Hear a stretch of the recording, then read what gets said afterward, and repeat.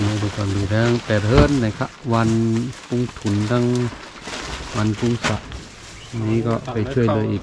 8 หลังคาเรือนมีหมู่บ้านปุงถุนกับหมู่บ้านกุงสาก็ขอเจริญพรญาติโยมผู้ชมทุกท่านนะครับนี่ก็เป็นมูลนิธิมือเมตตารัชฉานนะครับก็เป็นมูลนิธิที่ช่วยเหลือคนยากไร้ก่อตั้งมา2 ปีแล้วก็ลงช่วยเกือบทุกเดือนละครั้ง2 ครั้งก็แล้วแต่ครับในก็กุนเข้ากันเนาะนี่ก็น่าดับ8 เฮือนเตรียมลิง ขี่ไล่เที่ยงเตรียมก็ประมาณนี้นะครับก็ส่วนมากก็มีผ้าห่มมีข้าวมีของกินของใช้ในครัวเรือนประมาณนี้แหละครับหลัดความไทยอินเนาะครับไหน หลักลายปองอินพอเขาหลัดความไทยกดไทยหอมปอง ได้หลัดปลาความไทยก็ไม่ได้ ลาดปีก็กระไรลาดอะ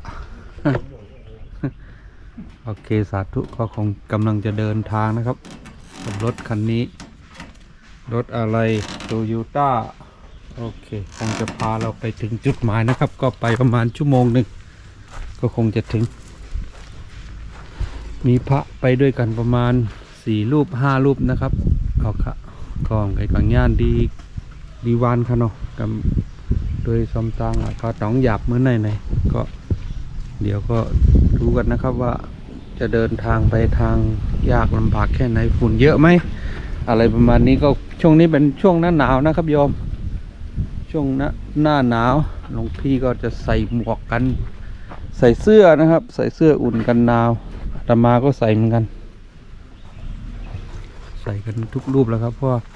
ถ้าไม่ใส่มันก็อยู่ไม่ได้มันหนาวมากครับแต่ช่วงนี้แดดออกแล้ว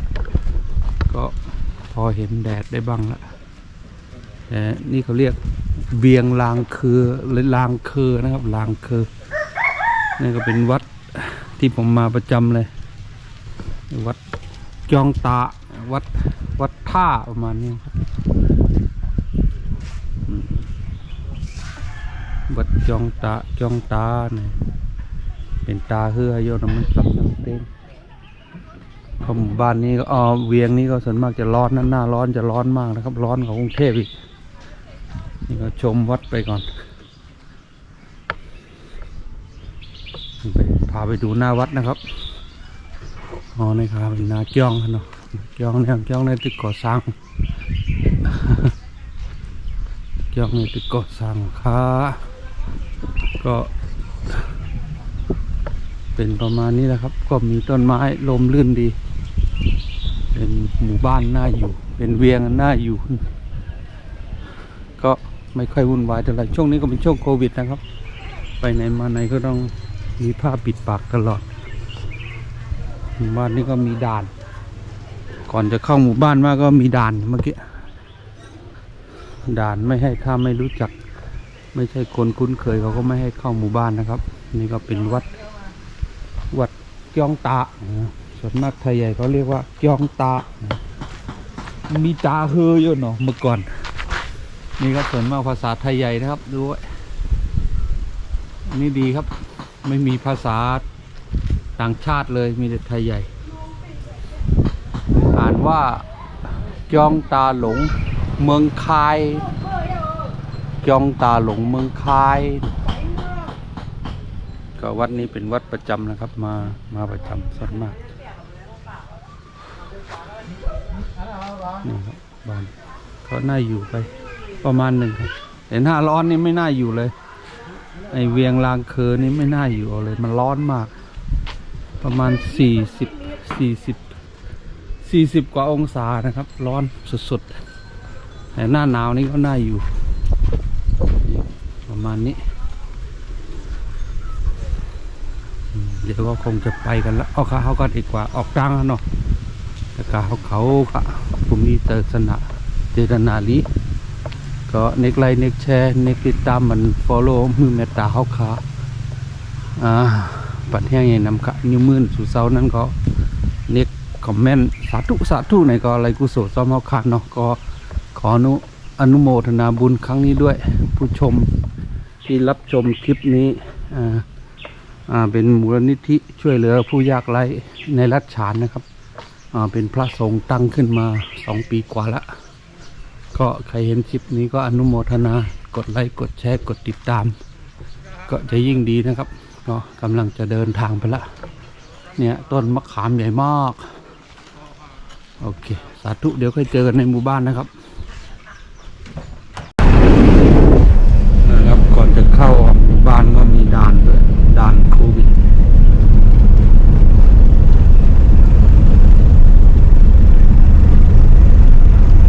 นี่แน่ๆมาแก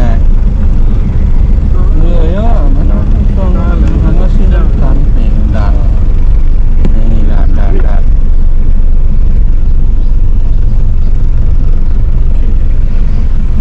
่ครับหมู่บ้านข้างหน้านี้จะไปดูถนนหนทางเลยกันนะครับ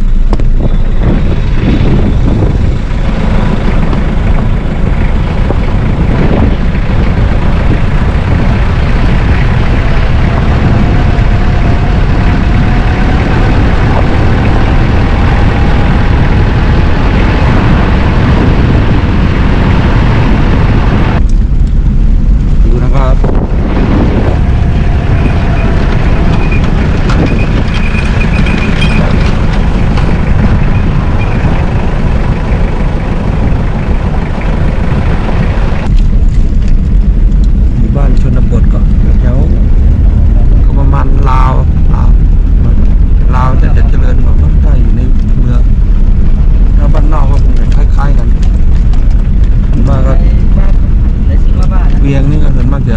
มีต้นตาลนะครับต้นตาล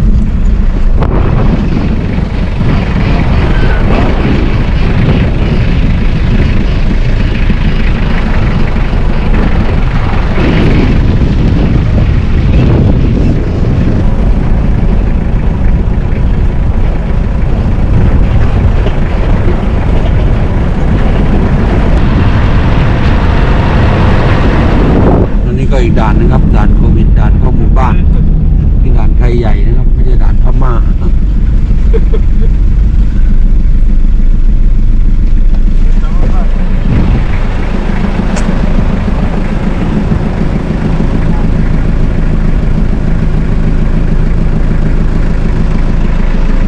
ทางไปแบบทางไม่ตั้งไม่มาทำแบบทางไม่ตั้งลงดูด่านเลยนะครับจะพูดถึงมากถึงพวกผีอะไร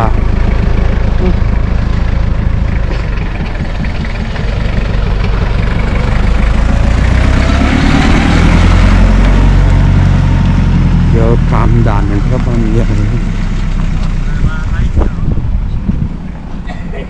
นี่ครับด่านโควิดก็มีพระภิกษุเฝ้านะครับอ๋อนี่มีที่ทำบุญด้วยไม่xuống đâu và ghêอยู่ลีxuốngวะalo cắt cắt đủ nọด่านตานนะอาการนี้ก็เป็นพระภิกษุมาเฝ้าด่านแต่กามไปจะหอมาไปหลานนะหลานได้ตะกาบลูกขามไม่หนออ๋อนี่เป็นพระรับทำบุญนะครับมันก็มีโยมเฝ้าด่านแต่ก็ช่วยกันกว่าจ้ากำไก่มาไปกันไปก่อนครับนี่ก็มีรูปครูบานะครับรูปครูบาบุญชุ่มนะครับส่วนมากไทยใหญ่ก็จะนับถือท่านนะฮะครูบาบุญชุ่มนี่คงจะกำลังจะก่อสร้างเจดีย์หรือว่าประมาณนั้นนะครับนี่ก็รายชื่อญาติโยมที่มาถวายนี่ครับด่านแรกครับฝั่งเข้าหมู่บ้าน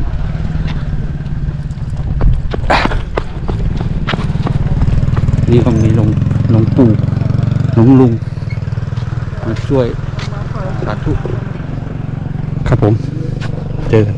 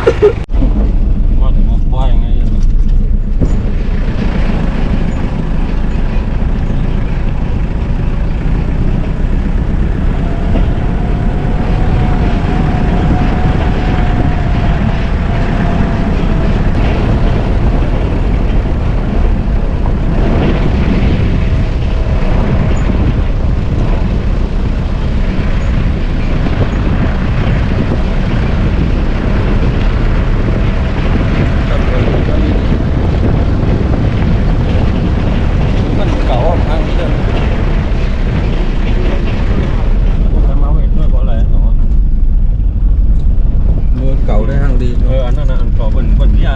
ยาวดอก ยาเบิ่นยา เพื่อนไหนเพื่อนเม็ดเท่าทั้งนั้นเพื่อนไหน อ๋อนี่ก็ได้ เดี๋ยวเขาก็เหลวนะนะ นั่นน่ะก็ได้เนาะ เป็นแล้ว ลอยกันเลยกำนึง โอเคถึงแล้วนะครับหมู่บ้านแรกก็มีสองหลังคาเรือนชาวบ้านทำอะไรกันไอ้ซุ้งบ้าเท่าอยู่ได้กินว่านฮะเนาะ อ๋ออย่างนี้ให้ฮะ หมู่บ้านนี้ก็ทำหมากนะครับเอาหมากครูหมากเฉยๆเฉยๆนั่นแหละแล้วก็มีชาวบ้านมาช่วยกันที่ไหนติเก็บลงไม้ค่ะ อ๋อจะเก็บลงไม้ค่ะ อ๋อเลือกเนาะ อ๋อเลือกเอาหมักเขียวมา อ๋อเลือกเอาลูกที่เขียวๆแบบนี้นะครับนี่ครับมันสุกแล้วแหนมสุกเอาไหนเนี่ย อ๋ออันนั้นมันกว้างแล้วค่ะเดี๋ยวอันเขียวไม่กว้างค่ะ อ๋ออันแหนมตีไว้อย่างที่เห็นครับ อันนี้เดี๋ยวตากแห้งแล้วก็ต้องใช้กว้างเอาหมักในแข็งค่ะ อ๋ออันเขียวมันมี อันเขียวในก็ตากแล้วเอาก็กรอบยาวก็เหยียบแล้วก็ตากค่ะ อ๋อก็ต้องเลือกแบบนี้ก่อนที่จะปอกนะครับนี่ก็ปอกเหมือนกันแต่ว่าต้องตากแห้งหน่อยก็มาช่วงเขาเก็บพอดี ถ้าไม่มาหน้าหนาวจะไม่เห็นนะครับพวกหมากนี้หมู่บ้านนี้ก็ส่วนมากจะทำหมากต้นข้างหลังนี้เยอะแยะเลยมีเด็กมาช่วยด้วยน้องแอโอ้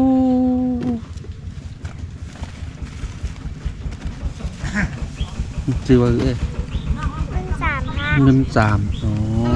ชื่อ นุ่มไปเลยกินข้าวนุ่มไปเลยกินข้าว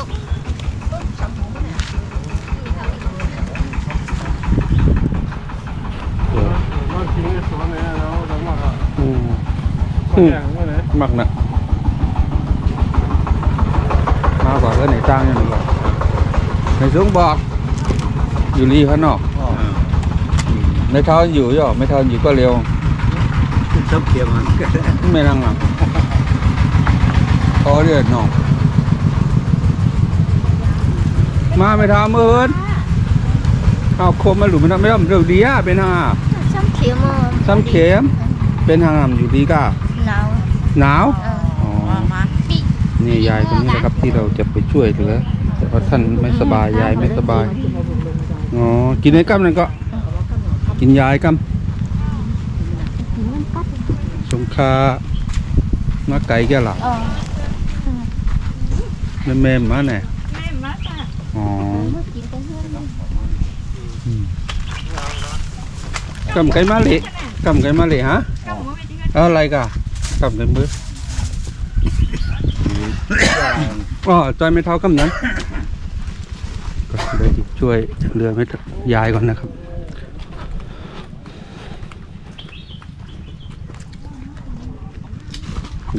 เอาเสื้อโคดีคาแทมไม่อันไม่เท่าก็เลี้ยวอะไรคือมาช่วยครั้งหนึ่งแล้วแหละแต่ว่าช่วยปัจจัยช่วยเงินไปไม่เท่าจื้อว่าก็ขาลืมอ่ะ ไม่เท่าชื่อ ไม่เท่าซื้ออ๋อค่ะบ่อยู่ดีเนาะ ดูดีอะคำบ้าน เป็นทางอ่ะ หนาวไงยุ่งบัดผีอินเนี่ย กินยายก็มันก็กินอะไรกินยายก็มายายไม่ค่อยสบายนะครับชื่อป้าโมดอ่ะยายไม่ค่อยสบายไม่เท่าซื้อนะครับ ชื่ออาสางไม่เท่ากันแล้วก็ปีหน้า วันปีหน้าหมอกเสียชีพให้ขี้พาทางจ้างหามาชื่อขายวันนั้นค่ะ ยายก็มันประมาณ70กว่า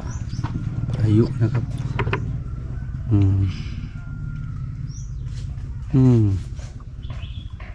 ยอมหนาวนะยอมให้วันปนเตี้ยๆยอมได้ยอมว่า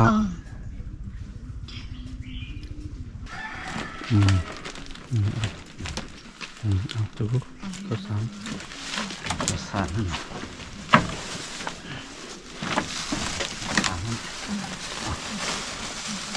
มันซื้อกี่สบู่ปลาย่องอันทงมันมาทาง ของ เสื้อโค้ไหมครับ เออ แมนไม่เท่าโยมเนาะ เออ เสื้อหนา โดมจะให้ กิ่งกัดเอาไม่เท่าหนาแล้วเอาเสื้อผ้ามาให้ด้วยนะครับเพราะว่าเป็นเข้าหน้าหนาวแล้วกำก็แทงโถงไม่เท่า ถุงเนาะ เม็ดผ่าเหมือนไง อันดอนเฮ็ดกินข้าวก็หัวน้ำกิดอุกน้ำ ไม่ทำกินเอาไหนข้าว ข้ามกินข้าวนะ แฮมกินไรอ่ะ ว่ามื้อไหนข้ามไปกินข้าว อ๋อแฮมกินไรอ่ะใครกินอ่ะ ลมหัก อ๋อ มันจะมีลมหนาวหาอยู่ถามมาว่ามีลมหนาว โอเค สามารถช่ำคาชงมากด้วยแต่ว่ามันก็ นั่น กลัว ครับนะก็นี่เป็นของที่ทานได้นะครับพวกเปิดด้วยเอามาออกมาลองดูเปิดด้วยนะครับความไทยมีอย่างของ ก็เป็นของใช้ในครัวเรือนนะครับคุณผู้ชมก็เป็นพวกมาม่าน้ำมันมะเขือเทศอะไรพวกนี้มามีอะไรนะมีผลเน่า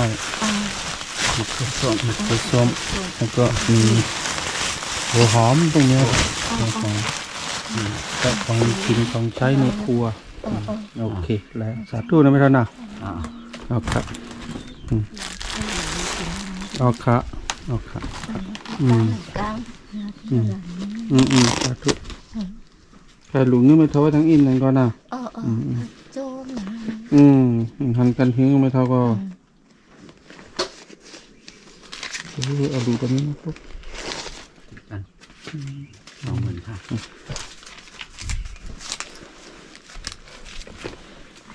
ในเงิน20,000แต่จกแต่สายนะไม่เท่าหน้าซื้อยาซื้อสังนะ ชื่ออยากกินเนี่ย เจ้าหาเจ้าแค้น ชื่อ เอาค่ะเอาค่ะสาธุก็ได้ไม่เท่าไม่ทั้งหลายเฮือนเอาค่ะสาธุค่ะเอาค่ะยายนี่ก็อยู่คนเดียวนะครับอยู่ก็เลี้ยวดีมาไม่สบายซ่อนเสื้อนานๆนะไม่เท่าหน้าโอเค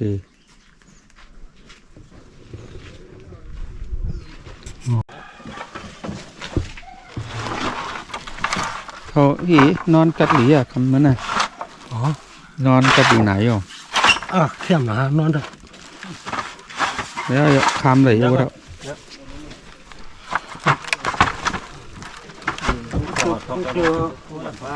ตึกเชโก้นั่นแกไม่ปลดเท่าซุ่มเงียบนะแกไม่ด้วยติดถงไปนั่งในวะครับไปทางไหนไปนั่งอะไรไปนั่งในนั่งในข้าวสารนั่งใน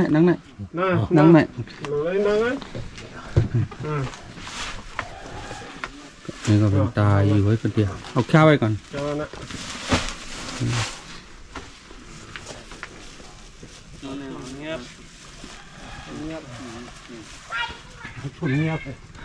ชุ่มเงียบเตี้ยวว่าเท่าหนอ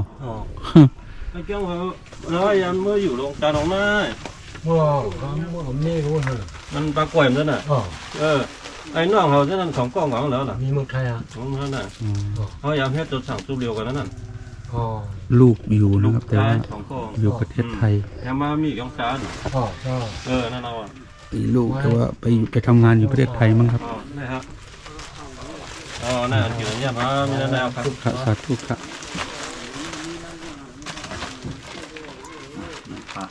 พาไว้พาหมองปีครับเอากระดองก็มาได้ ฮันน่ะนี่อ่ะเตรียมไม่รู้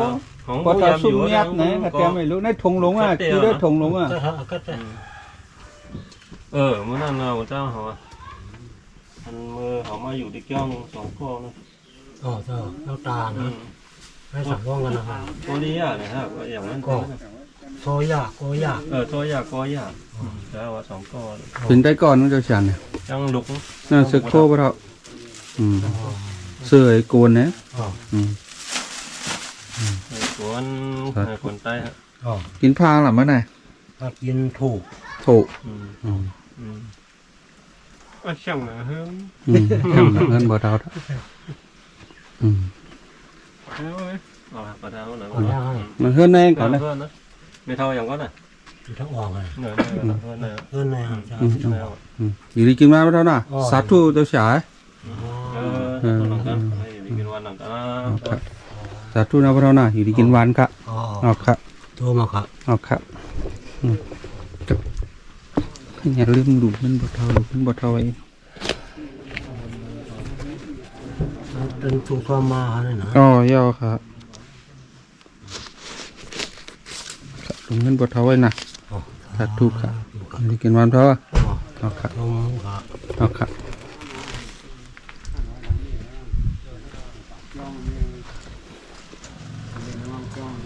ชกขึ้นเลยช่อ๋อ อันเดียวไม่ได้แค่อันนะ ได้กันนะ ยกไม่ว่าทาง น่ายองมั้ง ไม่ได้ เจอความลำบากนิดหน่อยครับ ทางไปไม่ได้ วิธีกายเขาก็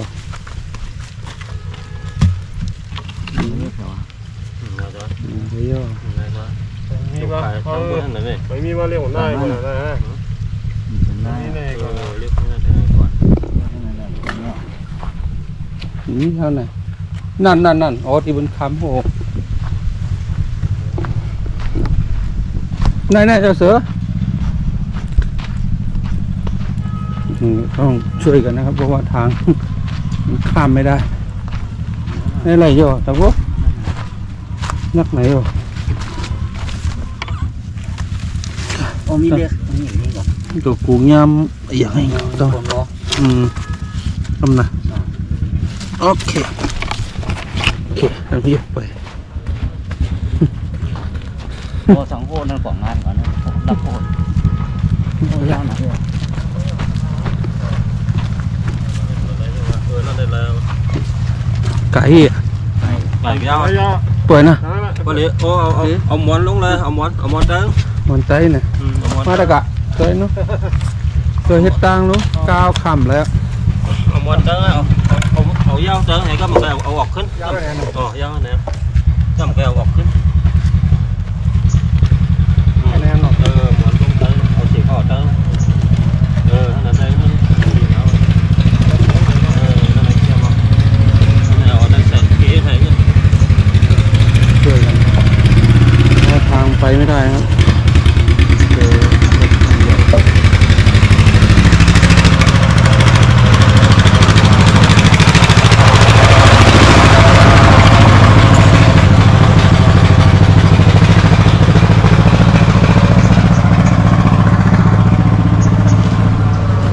แล้วมานะครับ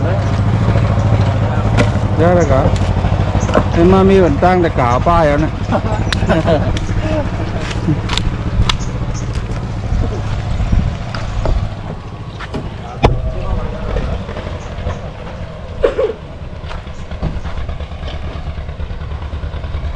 ก็ทางมีปัญหานี่หน่อยก็ผ่านไปได้ด้วยดีครับเพราะว่าข้ามมาได้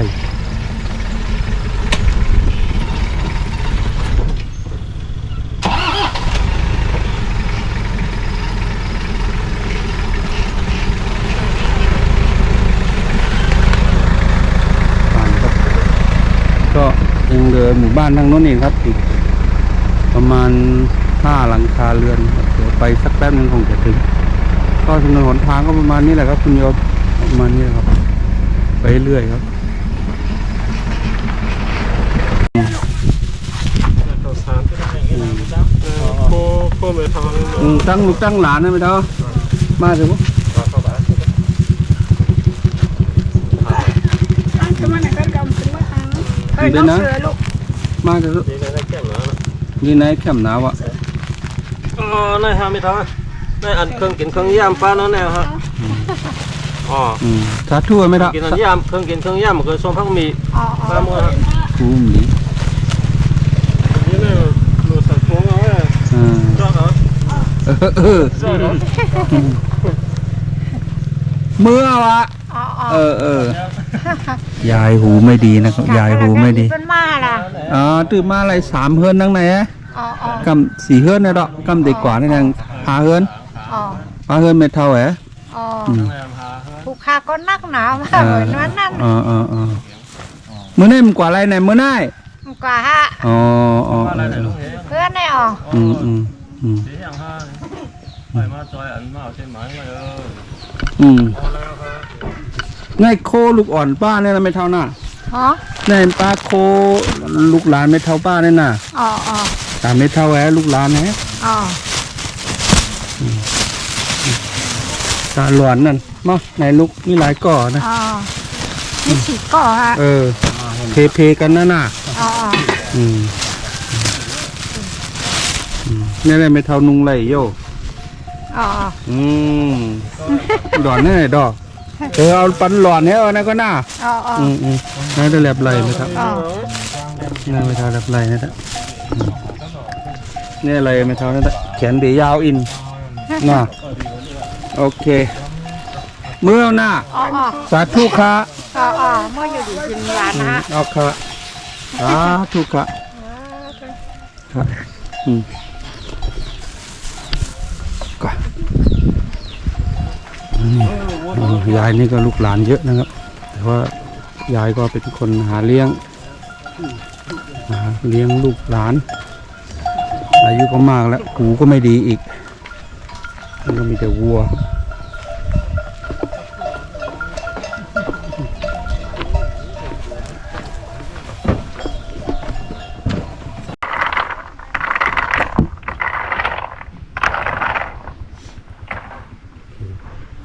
ประมาณนี้แหละครับวิถีชาวบ้านเขาทำมาหากินกันแบบนี้เป็นปีแล้วปีเล่าปีไหนราคาสูงหน่อยก็ได้กำไรหน่อยปีไหนราคาไม่ดีก็กำไรก็แย่หน่อยมันนะครับที่ขึ้นมาเจ้าปู่เจ้าเสือมาล่ะ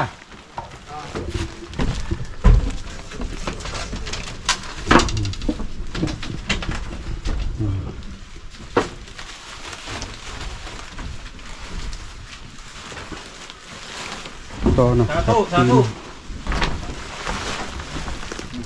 ได้สาธุกันไหน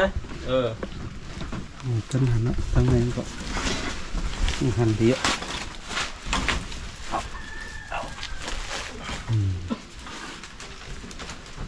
ต่อชอบสีน้อยขึ้นจำนะมันขาดดอกชอบกิน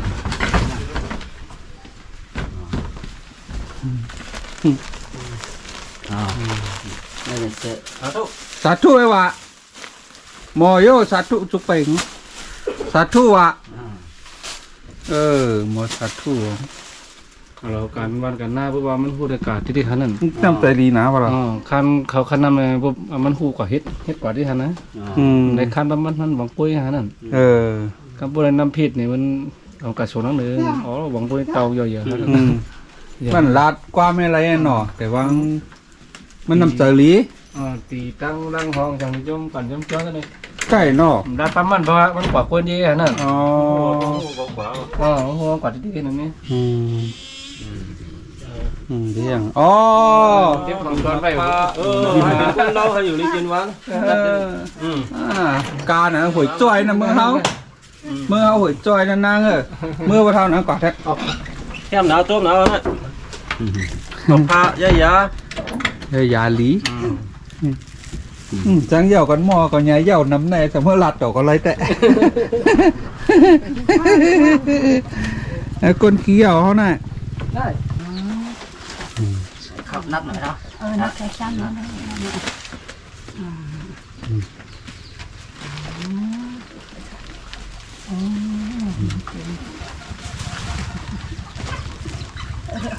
่นได้ถอดอันนี้ไม่ทราบอย่างฮะถอดอันนี้คือว่าขึ้นกว่าครับตอนหน้าไม่เท่าเนี่ยเดี๋ยวในรูนะน้ำเลี้ยงทดน้ำเลี้ยงมันไม่เท่าน้ำเลี้ยงมันแฮ่ฮะขึ้นน้ำ มันแมวกึ่งเดียวเป็นน้ำเลี้ยงไปได้ยังใหญ่เลยถวายน้ำชานะ ให้ทำไปเที่ยวค่ะผม เดี๋ยวก็ผม แล้วนั่นกำใส่รวดเมื่อเขากินน้ำเย็น นึ่งหนึ่งกะ เดี๋ยวซุกเหนือก้านะไม่เท่าหน้า เอาอะไรฮะเอา กินน้ำเย็นไม่เท่า อันน้ำหมักพาบีบแล้วใส่เต้าเนี่ยอย่างวุ้นจ้างเอาจำชุ่งฮะ แล้วแกหนาโย ของเลยชุ่งฮะ แค่ไรซุกหนาอยู่เว้งได้ไม่เท่า อ๋ออันน้ำบีบในพาในไปเลี้ยงให้ไว้ก่อนเอาน้ำเช้านั่นนะ อ๋อบ รรยากาศดีมีหลวงตามาช่วยนี่ก็หลวงพี่นี่ก็หลวงพี่ยังหนุ่มยังแน่นอยู่ครับ แต่ว่าน้ำใจดีครับสององค์นี้มากับมือเมตตามูลที่มือเมตตาประจำเลยครับสองรูปนี้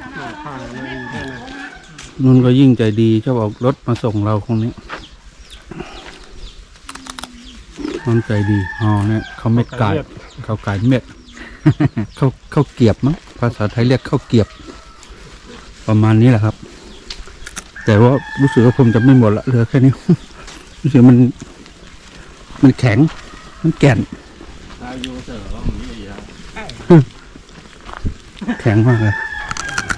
แล้วก็อร่อย เนี่ยมันน่า นี่ครับมี4-5 รูปเนี่ยไปด้วยกันประจ โอ้นั่นไม่ซะนั่นมีนั่น ำเห็นไหมครับเนี่ยมาอย่างดีนะแต่เอามาทำสะพาน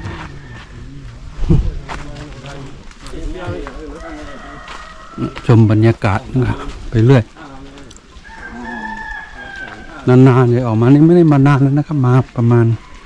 ก่อนเข้าพรรษาดันมาเก็บข้อมูลทีนึงนี่ก็ออกพรรษาก็ถึงจะได้มาช่วยเพราะว่าเป็นช่วงโควิดพอดี แล้วเขาไม่ให้เข้าหมู่บ้านครับเขาปิดหมู่บ้านไว้นี่เขาก็เพิ่งเปิดถึงจะมาช่วยได้ขอนะครับวันนี้มีเจ้าสาวตั้งนานนะใครมาส่งเขาในจุดผู้สองบ้านนี่ก็ใครมาช่วยแก็บใครมาต้องขาดเสียนี่นะเอาปัดไปก่อนแห้งเฮือนกันเอาก่อนเนาะไปอีกบ้านนะครับนู้นมั้ง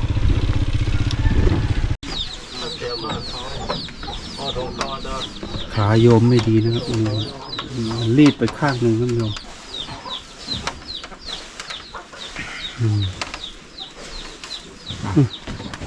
นั่งในนะนั่งในมั้ยนั่งในพอเท่านั่งเดือละเท่าเดียวมันจะเท่าเดียวเลยเอาหลูว่าเท่านั่งไตแหละไม่น่าห้ามสุ่งยังพอเท่าเอาหลูนั่งนี่ก็ ร่างมงเทียนฮะในสมัยไม่อย่างห่างกว่า สุกุกำมาในเครื่องเกี่ยวเครื่องเล่นนั่นนะ มันจะพูดภาษาเอาพอรู้แล้ว ครับอะไรนะ อะไรบอกรู้แล้วสาธุอีกกินวัดไม่เท่ากันแล้วล่ะเมื่อไหร่จะสุก ปากยิดเข้าเคียงเหรอ อยู่สุกโคบ้านนะ อ๋อนี่เสือโค 2 เมตรบนเท่าอังกฤษด้วยเอาแตกด้วยผืนดูหลอนก็บ้านน่ะหลอนแฮคนเท่าแหแม่เท่าแหบ่เท่าแหน่ะ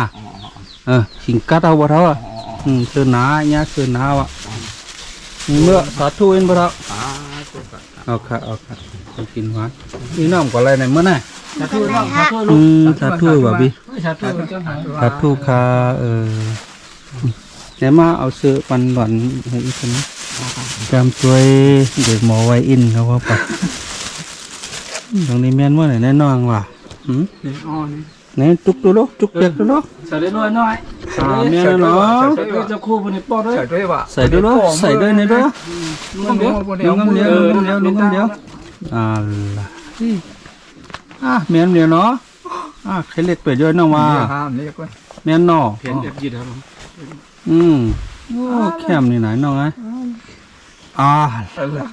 กำในวานบนเด็กข่อยมาก็ไหมเข้มน่ะล่ะซื้อสาธุค่ะเอาค่ะสาธุไว้ค่ะจัวเมื่อหน้าเอาค่ะ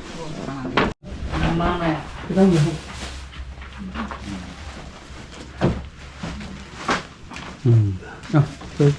tôi sợ lú ta cơ sản ไม่เขาสารไม่ได้ อ๋อยุ่งมา โค้ง โอ้นี่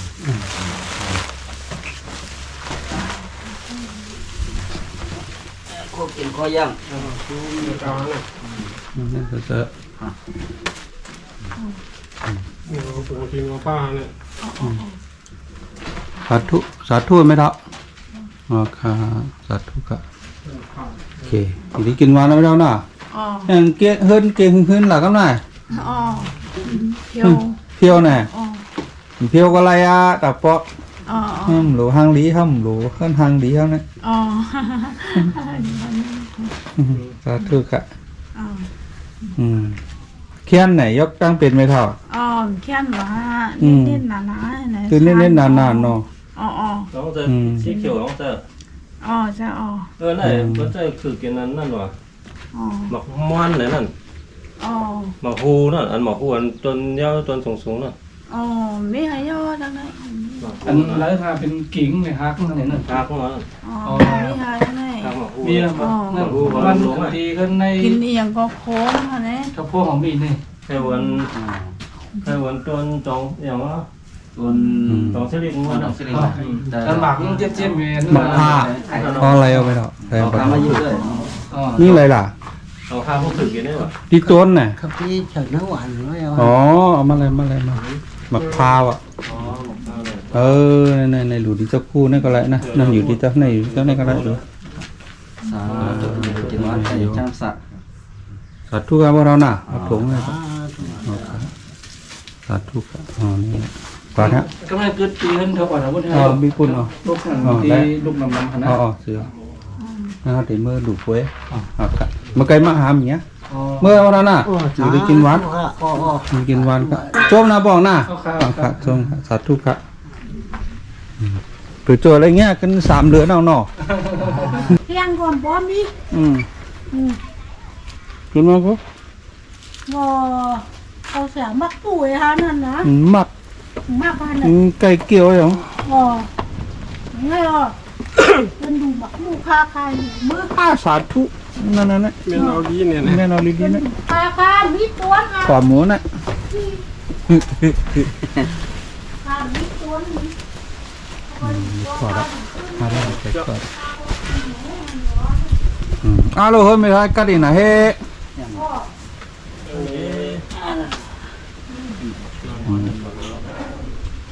นี่ก็เป็นบ้านสุดท้ายนะครับ ยายอยู่คนเดียว เดียวนี่นะ นั่นนะ เป็น ดู ลู ว่าก ค้าลูกฉิงป้าลูกฉิงจ๊อกเลยนะ แล้วมามู่ป้อนอ่ะเดี๋ยวป้องกาได้เอาลายสีจอกได้เอา แต่อะไรเนี่ยเขาอะไรคู่ถุงอ่ะนะก็อยากก็ มามู่ป้อนอ่ะเอาจอกนะ ตู้เจ้าชาตู้อะไรตกก่อมันรถเพลร้อยหลานฮะเจ้าเสียค่ะเจ้าฉิงป้าค่ะควักผมมาเพื่อคนเช่าวันนั้นฮะเมื่อป้าเฮือน่ะในหวังค่ะก็เป็นอย่างฮะหรอ ได้นิดเดียวละ อ๋อ เคยกินเคยย่างไหมไม่ มันอ ใช่ ยู่แล้ว อ๋อ มันอยู่แล้ว เคยส้มของป้าฮะเนี่ย แล้วของ โอ้ มึง ค่ะสาธุสาธุ หรือกินหวานซองไปเถอะ อ๋อ อะไรแบบม่วงส้มนะ เลยมามู่ก็เลยมามู่ใครเมื่อหนาวอ่ะ อย่ายาวขึ้นมาเมื่อไกลของจุดพักตัวไว้ อ๋อว่ามีนั้นไว้หลวนถ้ามักขุยฮานี่อุ้มเด็กเขากินพักคาเขาว่าไหน เมื่อนั้นไปแล้วน่ะ อ๋อ อยู่ ยิ่ กิ ง น ตัว วะ มา ออกคาอยู่ สา กิ ธุ นวะ เจ้าสาธุ อืม คัดเจอก้อยหัวทานนะเบี้ยในความโสดโตฮักก้อย บ่มคัดใจได้หมดไม่เท่าเนาะ วันนั้นเตี้ย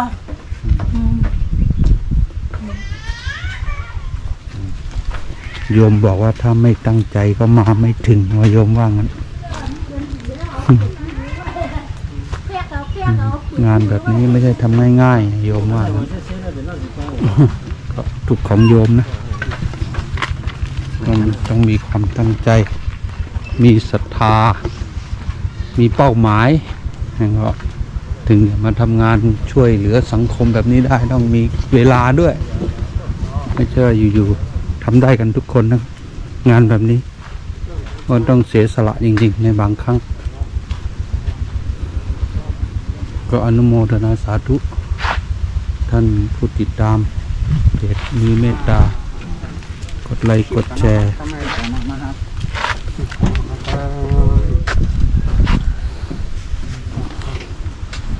วันนี้เป็นผู้ใหญ่บ้านในบ้านนี่นะครับพาเราไปบ้านฟังบางบ้านเราก็จำไม่ได้ ก็มีพ่อหลวงบ้านพอเท่าจือหือ ตุ้มมันนะฮะ อ๋ออันก็เก่ามาหลายอ่ะ อันนั้นได้เป็นแกมแมวนั่น แกไม่นอก เป็นแกมกลางนั่น พอเราเป็นมาหลายเรือนนั่นหรอ เขาเปียว เขาเปียงเนาะไปไล่เงาเนาะไปปั่นตรงขึ้นนะ เมื่อตั้งแต่ของเฮ็ดผลไม้ก็ไม่เบิ้ลเอาขึ้นเฮ็ดกลางนี่ อ๋อโอเคสาธุเมื่อบอกหน้าอยู่กินวันเราเพื่อเราเข็นครับโอเคนี่ก็เป็นพ่อหลวงนะครับ